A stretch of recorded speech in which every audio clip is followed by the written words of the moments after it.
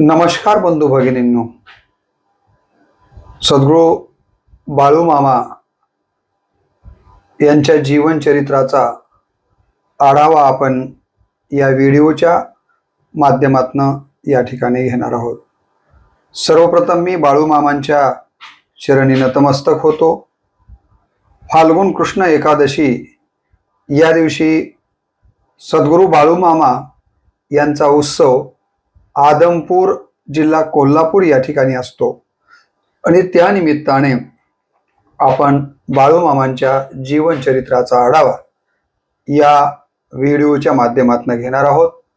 रामकृष्ण बदने या यूट्यूब चॅनलवरती मी आपल्या सर्वांचं मनपूर्वक स्वागत करतो आणि विनंती करतो की जवळपास 700-750 व्हिडिओ मी वेगवेगळ्या प्रकारचे भजनाचे आहेत, कीर्तनाचे आहेत, प्रवचनाचे आहेत, महापुरुषांच्या जयंत्या, स्मृती दिन आणि प्रासंगिक सर्वच दिवसांच्या बद्दलची माहिती या व्हिडिओच्या माध्यमातून देण्याचा प्रयत्न केलेला आहे।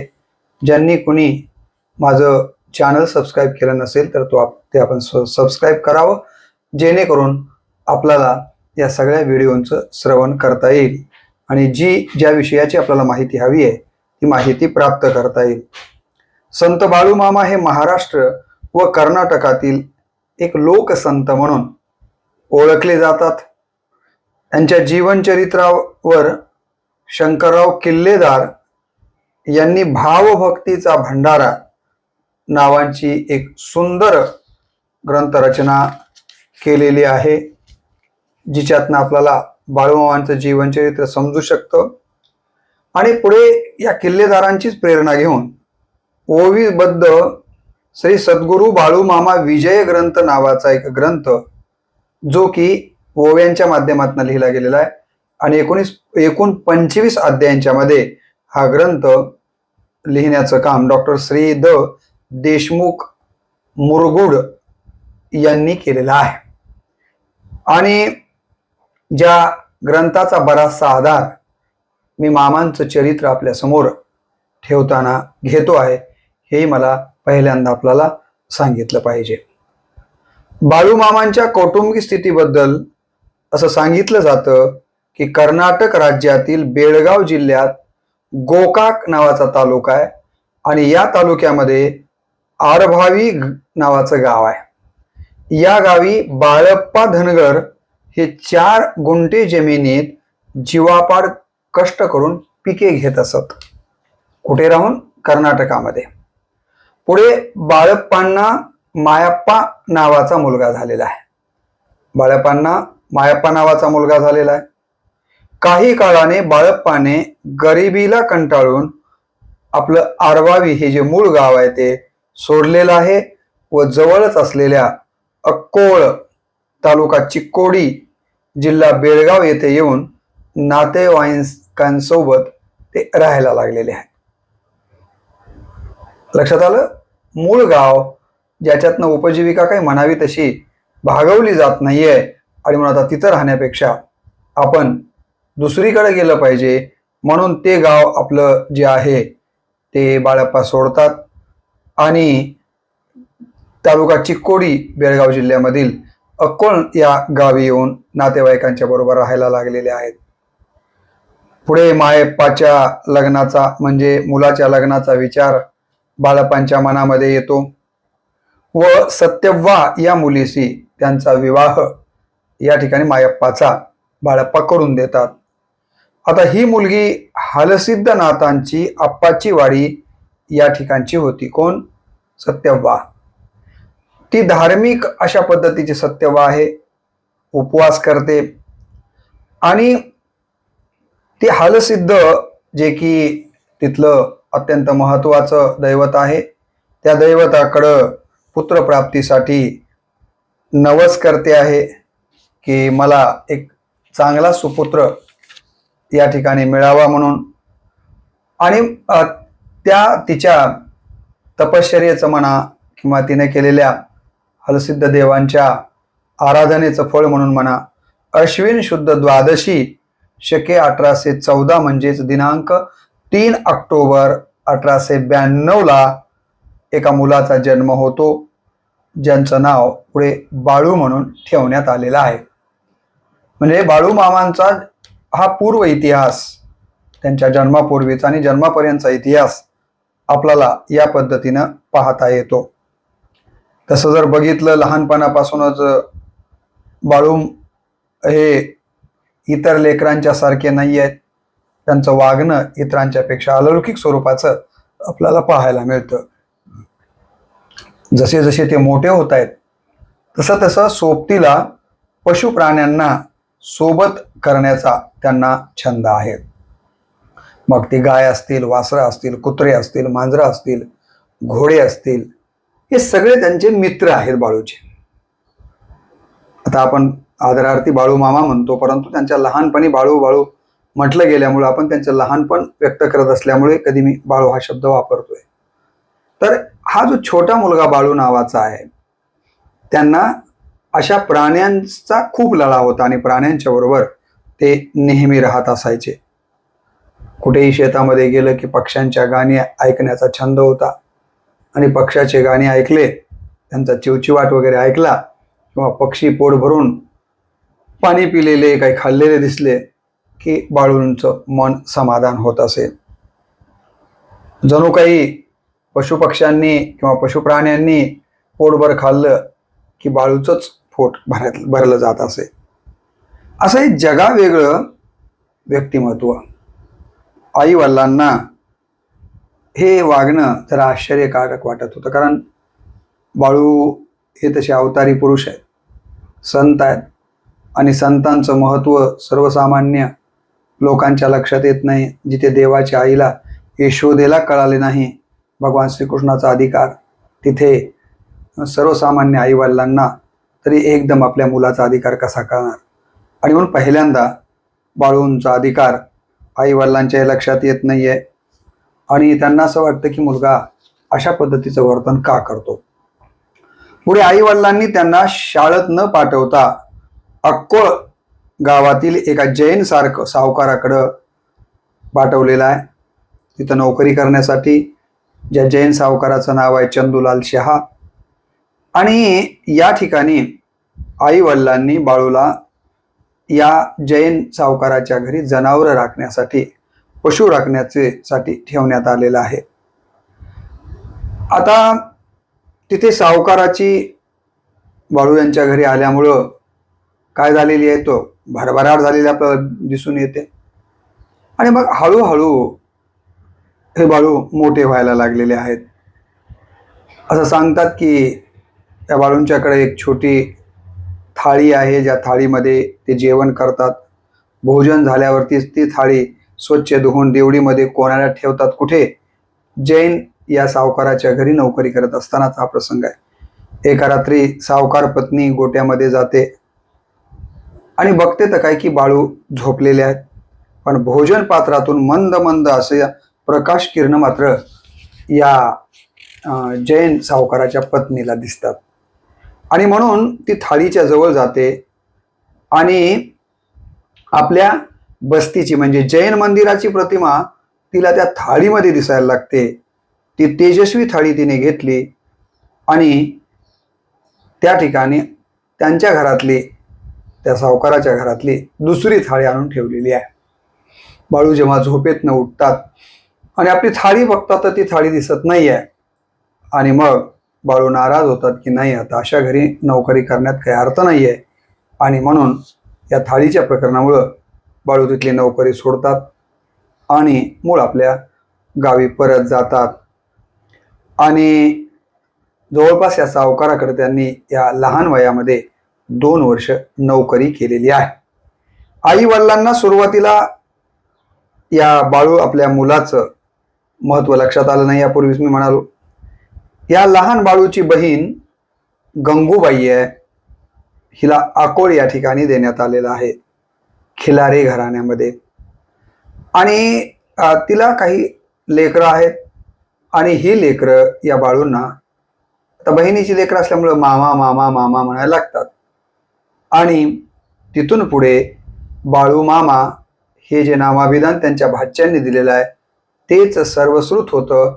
आजही आपण बाळू मामा याच नावानं जे संबोधत होतो ते तेव्हापासून ही गोष्ट आपण लक्षात घेतली पाहिजे. आणि तिथून पुढे मग बाळू हे बाळू मामा झालेले आहेत. ही गंगूबाई जी बाळू मामांची बहीण आहे, तिला असं वाटतं की हा मुलगा चांगला आहे, आपलीच मुलगी या ना द्यावी, आणि म्हणून गंगूबाईनं आपली मुलगी जी आहे सत्यव्वा हिचं लग्न बाळूंशी लावलेलं आहे. परंतु बाळूमामांना अशा नात्यातलं लग्न काही मान्य नाही आहे. ते सुरुवातीला या गोष्टीला विरोध करतात. लग्न जमवतानाच ते म्हणाले होते की असं करू नका, असं जर लग्न केलं तर मांडवामध्येच यमदूत येतील आणि एखादी अप्रिय घटना घडू शकते. आधीच मी तुम्हाला भविष्य सांगतोय. परंतु घरच्यांचा बहिणीचा आग्रह असल्यामुळं त्यांना ते मोडता येत नाही आहे. आणि शेवटी या आपल्या बहिणीच्या मुलीबरोबरच लग्न या ठिकाणी, म्हणजे भाची बरोबरच लग्न या ठिकाणी बाळूमामांचं होतं. आणि खरंच बाळूमामांनी जे भविष्य वर्तवलं होतं की काहीतरी अप्रिय घटना घडू शकते, तशीच घटना लग्नाच्या नंतर तिसऱ्याच दिवशी या ठिकाणी बाळूमामाचे भाऊजी म्हणजेच बहिणीचे पती, गंगूबाईचे पती, त्यांचं नाव हिराप्पा आहे, हिराप्पा खिल्लारे, यांचा या ठिकाणी मृत्यू होतो. आणि या ठिकाणी पहिल्यांदाच या प्रकारची अप्रिय घटना घडते. आता शेवटी लग्न झालेलं आहे, संसाराचा भार शिरावर पडलेला आहे. अशा अवस्थेमध्ये बाळूमामा आपल्या पत्नीला घेऊन, मेंढ्यासोबत घेऊन, बकरीसोबत घेऊन या ठिकाणी रानोमाळ फिरत आहेत. आपला संसाराचा गाडा पुढे घेऊन जाण्याचा प्रयत्न करत आहेत. दिवसा बकऱ्या चारायच्या, रात्री शेतकऱ्याच्या शिवारामध्ये त्या बसवायच्या आणि त्याच बकऱ्यांच्या सोबत हे पती पत्नी बाळूमामा आणि त्यांची पत्नी तिथं राहत असायचे. सोबतीला काही नौकर चाकर असाही काही लवाजमा त्यांच्यासोबत राहिलेला आहे. बाळूमामांनी आयुष्यभर दोन गोष्टी त्यांनी केलेल्या नाही आहेत. एक तर ते कधी शाळेत गेलेले नाही आहेत आणि दुसरी गोष्ट त्यांनी मांसाहार आयुष्यात केलेलाच नाही आहे. उलट ते एकादशीचा उपवास बाळूमामा करत असायचे. पुढे लग्नानंतर 9 वर्ष झाले, अपत्यप्राप्ती नाही आहे या दोघं पती पत्नीला. 9 वर्षाच्या नंतर मात्र पत्नीनं अनेक प्रकारचे उपवास म्हणा, काही नवस करून म्हणा, लेकरू व्हावं, अपत्यप्राप्ती व्हावी या प्रकारचा या ठिकाणी नवस केलेला आहे. आणि त्याच पद्धतीने 9 वर्षाच्या नंतर कागल तालुक्यातील कापशी गावात शेवडकऱ्यांच्या मळ्यामध्ये हे पती पत्नी आपले बकरी घेऊन मुक्कामाला आलेले आहेत. समजतं की पत्नी या ठिकाणी गरोदर आहे म्हणून अत्यंत आनंद झालेला आहे. आता पत्नी पोटीशी आहे, गरोदर आहे. आणि अशाच अवस्थेमध्ये ते कागल तालुक्यातील कापशी गावात शेवडकऱ्यांच्या मळ्यामध्ये हे असताना बकऱ्या घेऊन मुक्कामाला आहेत. आणि याच गावापासून 30 किलोमीटरवर अक्कोळ नावाचं गाव आहे आणि जिथे महालिंगरायाची महाशिवरात्रीला यात्रा असते. आणि याच काळामध्ये यात्रा होती. पत्नी बाळूमामांना म्हणते की मी त्या यात्रेला जाते. बाळूमामा म्हणतात की तू गरोदर आहेस आणि अशा अवस्थेमध्ये 30 किलोमीटर पायी जाणं काही योग्य नाही आहे, तू जाऊ नकोस. परंतु पत्नी न ऐकताच या ठिकाणी आपल्या आईसोबत त्या यात्रेसाठी पायी निघालेली आहे. जाताना बोरीच्या झाडाला त्यांच्या लोगड्याचा म्हणा पदर अडकतो आणि एकदम चक्कर येऊन या ठिकाणी बाळूमामांच्या पत्नी त्या ठिकाणी पडतात गरोदर अवस्थेमध्ये. आणि अशाच अवस्थेमध्ये त्या बेशुद्ध होतात. शेवटी त्यांच्या पत्नीची आई म्हणजे सासूबाई ही आपल्या मुलीला घेऊन जिथं बाळूमामा आणि बकरे आहेत त्या ठिकाणी पुन्हा ते वापस आलेले आहेत. गगनाला ऐकू जावं एवढा आक्रोश या ठिकाणी या घटनेमुळं कानावर पडतोय मामांना तिथे त्यांच्या आणि मग मामा येऊन म्हणतात, मी म्हणालो होतो तू ऐकलं नाहीस, तरी ठीक आहे, आता तरी ऐक. आता तुला इथं घेऊन आलो आहे, तर आता तू आणि तुझी आई हे मी रिंगण केलंय, या रिंगणाच्या बाहेर जाऊ नका. काही जरी झालं तरी हे रिंगण सोडू नका. जशी लक्ष्मण रेषा रामायणामध्ये लक्ष्मण आणि सीताई साहेबांसाठी घातली होती तशीच. आणि याच्या पाठीमागचा उद्देश बाळूमामांचा हा होता की कोणतंही संकट मी जर रिंगण घातलं तर त्या रिंगणाच्या मध्ये येऊ शकत नाही आहे आणि आपल्या लेकराचा गर्भ सुरक्षित राहील, आपल्या पत्नीची तब्येत सुरक्षित राहील. आणि म्हणून रिंगण करून सांगितलं होतं की या रिंगणाच्या बाहेर तू जाऊ नकोस आई, आणि तू काही जरी झालं तरी परंतु या मायलेकींनी बाळूमामांचा अधिकार कदाचित माहिती नाही आहे, हसण्यावरती ही गोष्ट नेली.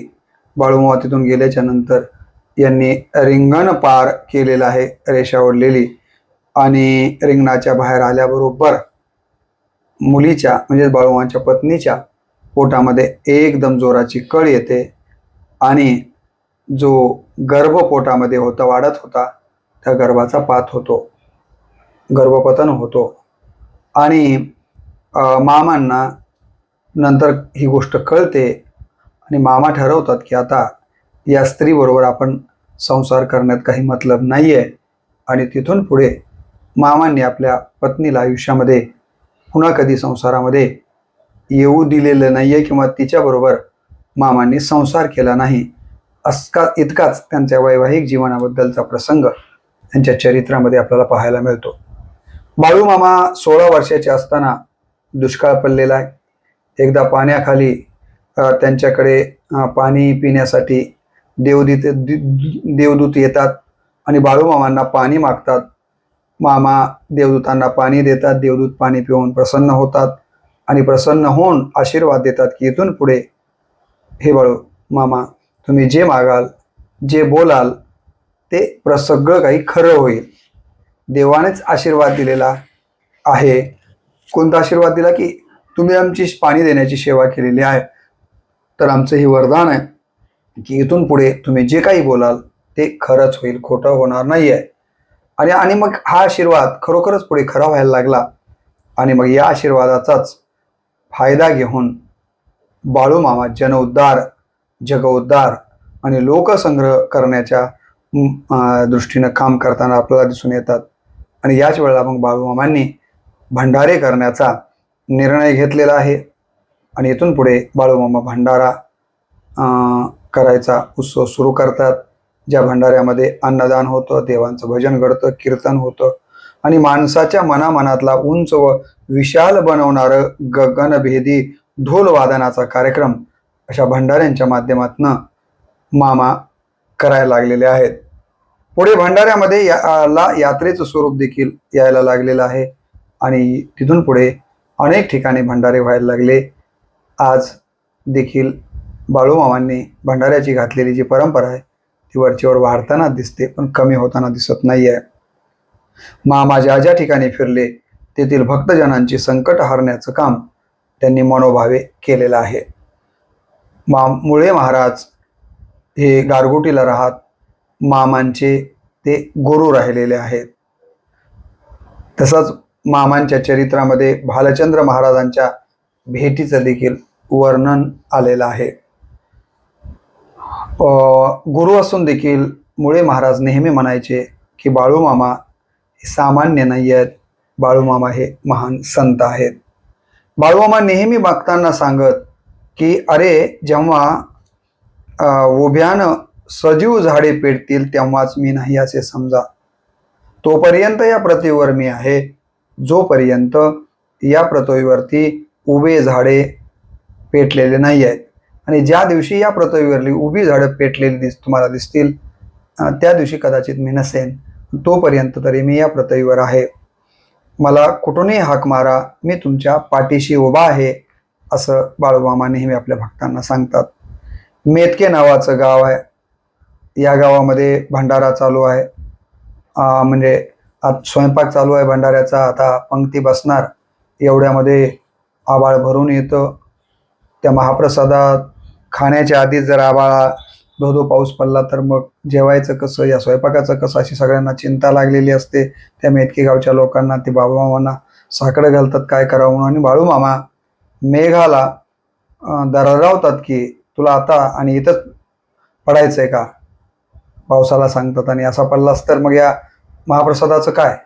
आणि मग असं सांगतात की त्यांच्या शब्दात ताकद अशी आहे की तेवढ्या भागामध्ये जिथं हा महाप्रसाद चाललेला आहे तेवढी जागा मात्र कोरडी राहते आणि बाकी ठिकाणी जोराचा पाऊस पडलेला आहे, असंही त्यांच्या चरित्रामध्ये सांगण्यात आलेलं आपल्याला दिसून येतं. नेमानं पंढरपूरची वारी ते अश्विन वद्य एकादशीला करत आलेले आहेत आपल्या आयुष्यामध्ये. मामा या दिवशी पंढरपूरला मुक्कामी देखील राहत आलेले आहेत. एकदा मामांनी द्वादशीला नारायण बडवे यांच्याकडून, कुणाकडून, नारायण बडवे यांच्याकडून पंढरीश पांडुरंगाला महाअभिषेक केलेला आहे. त्याने मामान आणि अभिषेक झाल्याच्या नंतर या ठिकाणी हा जो बडवा आहे तो मामांना साष्टांग दंडवत घालतो. लोक परेशान होतात की अरे याची आणि मामांची ओळख नसतानाही हा उत्पात कसं काय यांच्या दर्शन घेतो, साष्टांग दंडवत घालतो. नंतर लक्षात येतं की कदाचित देवानंच एका अर्थानं आलिंगन मामांना या उत्पाताच्या निमित्तानं दिलेलं आहे. अशा पद्धतीनं मामांचं महत्त्व हळूहळू समाजातल्या लोकांना समजायला लागतं. त्याचबरोबर दुसऱ्या दिवशी मामा पंढरपूरला द्वादशीला तिथून ते गोपाळपुऱ्याला जनाबाईच्या मंदिरामध्ये जातात. बाहेर येताच एक म्हातारी आजी आलेली आहे व तिनं मामांच्या पायावर डोकं ठेवलेलं आहे. तेव्हा मामा म्हणाले, हे म्हातारडे, तू माझ्या पायावर का म्हणून डोकं ठेवतेस. तेव्हा ती म्हातारी हसून म्हणाली, अरे द्वापार युगात श्रीकृष्णाबरोबर गोपाळांच्या मेळ्यात ज्याला खेळताना मी पाहिलं होतं ना, तोच तू आहेस. म्हणजे म्हातारी ही सामान्य नाही आहे. तिनं बाळूमामा हे कृष्णाच्या सोबत गोपाळ म्हणून राहिलेले आहेत आणि आता ते बाळूमामाच्या रूपानं त्यांनी जन्म घेतलाय, ही सगळी बाब तिथे सांगतात. मग बाळूमामा तिला दक्षिणा देतात आणि नंतर दरवर्षी तिला दक्षिणा देण्याचं काम बाळूमामा तर करतात, पण त्यानंतर देखील ती जोपर्यंत आहे तोपर्यंत केलेला उल्लेख त्यांच्या चरित्रामध्ये आपल्याला पाहायला मिळतो. ह्या प्रसंगामुळे देखील सोबतच्या भक्तांना मामांचं महत्त्व लक्षात येतं. मेतके गावातील एका झाडाखाली मामांच्या मागं फणा काढलेला एक प्रचंड नाग लोकांनी पाहिलेला आहे. लोक घाबरून जातात. मामांना म्हणतात की आपल्या पाठीमागे एक मोठा नाग फणा काढून आहे. मामा त्याच्याकडं दृष्टी टाकतात. नागाची आणि मामाची दृष्टादृष्ट झाल्याबरोबर मामा त्याला आज्ञा देतात, चल आता काम झालं तुझं, जा इथून. आणि नाग तिथून निघून जातो. असाही प्रसंग आपल्या दृष्टीनं चमत्कारिक, पण संतांच्या दृष्टीनं ते काही अशक्य आहे असं नाही. तर असाही प्रसंग त्यांच्या चरित्रामध्ये आपण पाहू शकतो. असंही सांगितलं जातं की एकदा ताकाचे 3च तांबे आहेत, पिणारे 60 लोक आहेत. मग आता हे 3 तांबे ताक कसं सगळ्यांना मिळू शकत नाही आहे. परंतु मामांच्या शब्दात एवढी ताकद आहे की नाही, जा कमी पडणार नाही म्हटल्याबरोबर 60 लोकांना पुरून ताक ते उरतं. असाही त्यांच्या चरित्रातला एक चमत्कारिक प्रसंग आपल्याला पाहायला मिळतो. पट्टणकुडीचे नारायण गोंधळी हे कीर्तनकार आहेत. एकदा त्या कीर्तनकाराला मामा आदेश देतात की त्याला बोलवा. परंतु कीर्तनकार चांगला, पण त्याचेही काही चुकीचे हितचिंतक असतातच ना. त्यांनी यांना शेंदूर पाजल्यामुळे यांचा आवाज बसलेला होता. महाराजांचा निरोप तरी या गोंधळी कीर्तनकाराला मिळाला. आवाज तर बसलेला आहे, आता जाऊन कीर्तन कसं करायचं. या गोंधळामध्येच हे गोंधळी आहेत, परंतु मामांचा आदेश आहे, गेलं तर पाहिजे, आणि म्हणून हा गोंधळी तिथे येतो. मामा त्याला कीर्तन करायला सांगतात, त्याचा आवाज बसलेला आहे.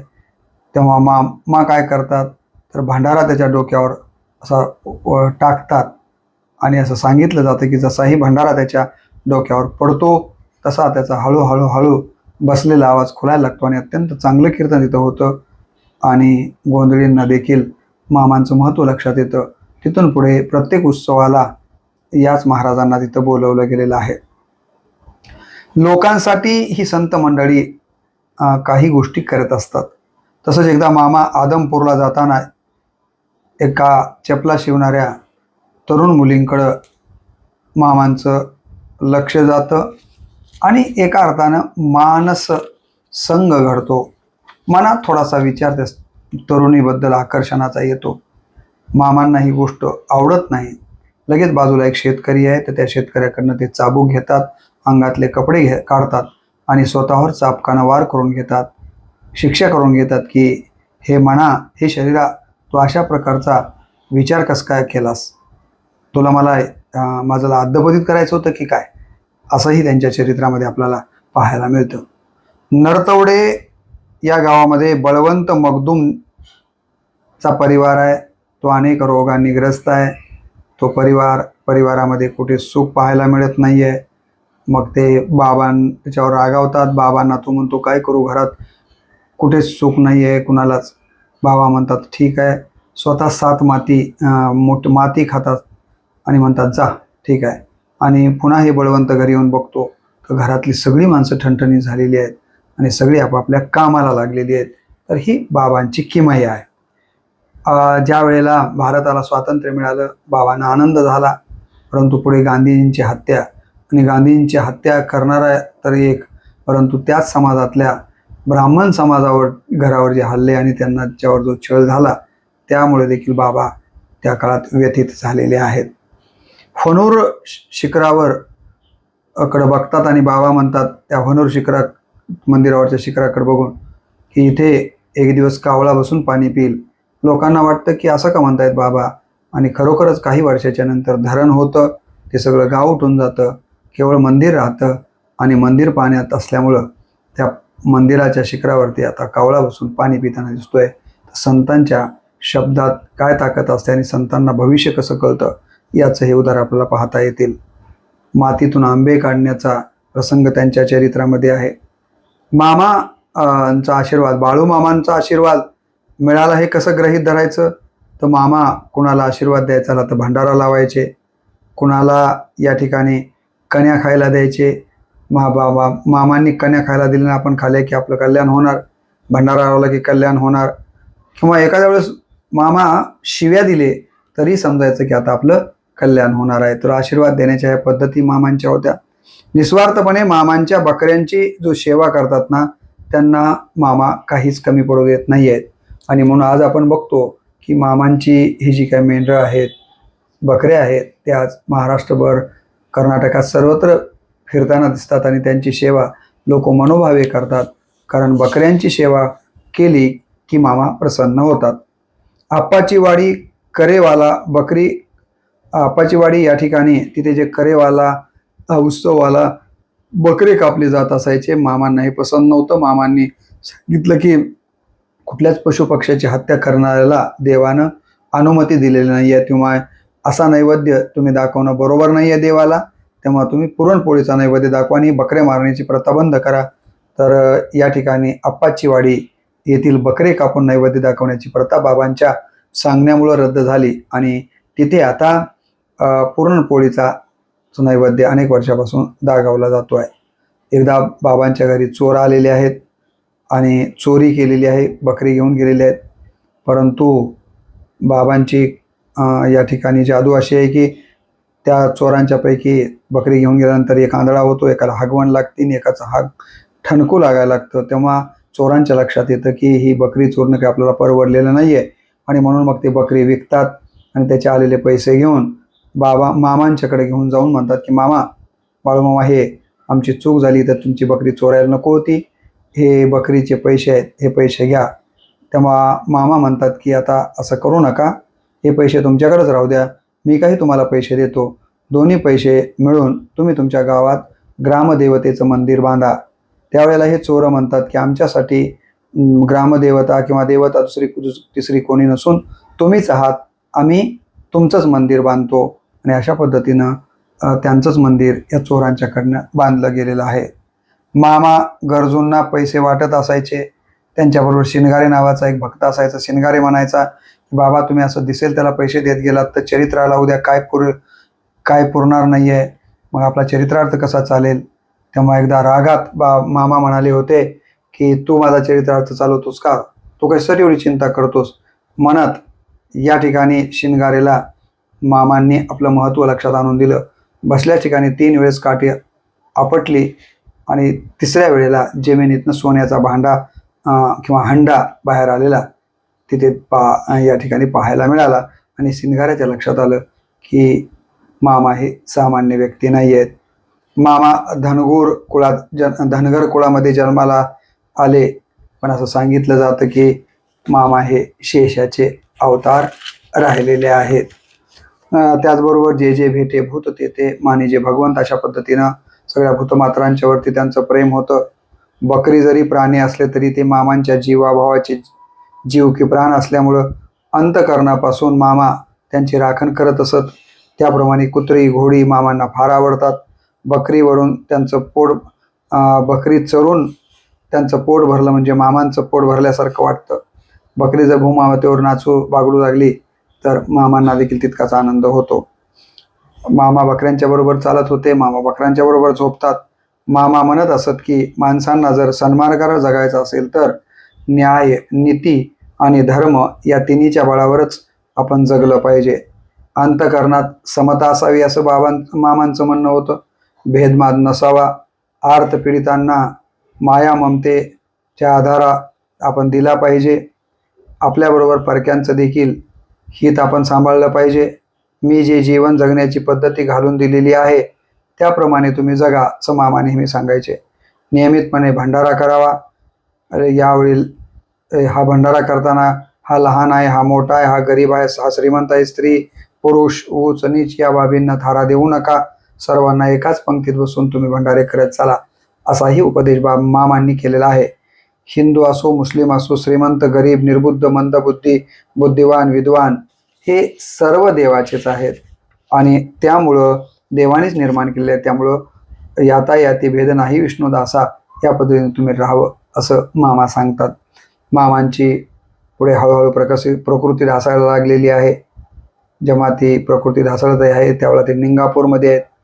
तेव्हा भक्तांनी ठरवलं की आता त्यांच्या बकऱ्या निंगापूरमध्येच ठेवूया, पण बाबांना इथून आपण आदमपूरला हरवलं पाहिजे. आणि मग भक्तांनी निंगापुरातनं बाबांना प्रकृती अस्वास्थ्यामुळं आदमपुरामध्ये आणलेलं आहे.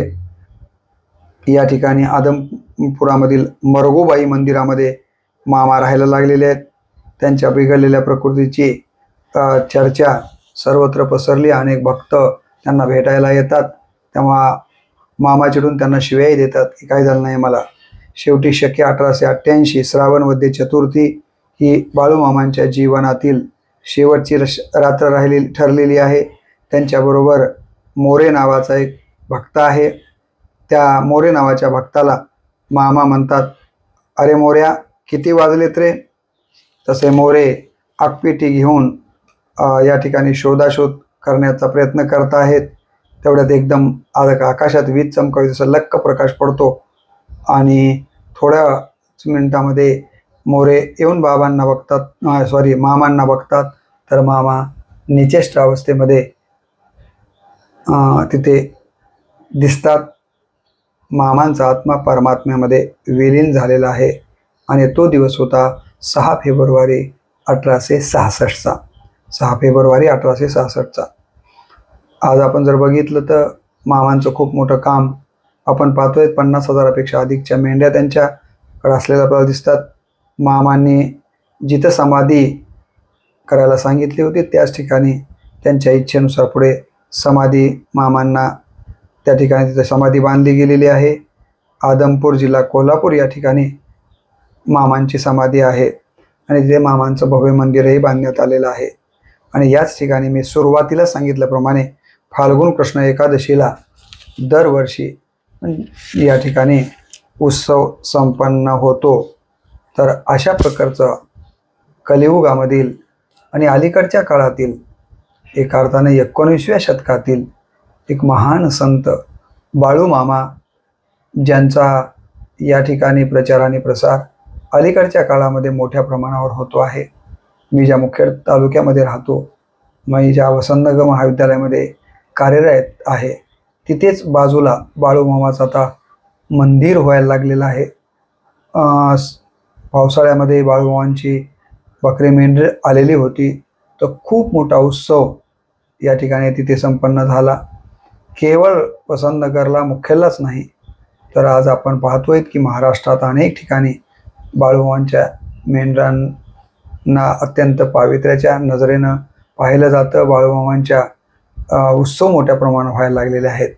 मग नेमके हे बाळूमामा कोण, असा प्रश्न बऱ्याच लोकांच्या मनात असू शकतो. जसं की माझ्याही मनामध्ये सुरुवातीला होता की बाळूमामा म्हणजे नेमकं त्यांचं कार्य काय आहे, त्यांचं चरित्र कसं आहे आपण पाहावं.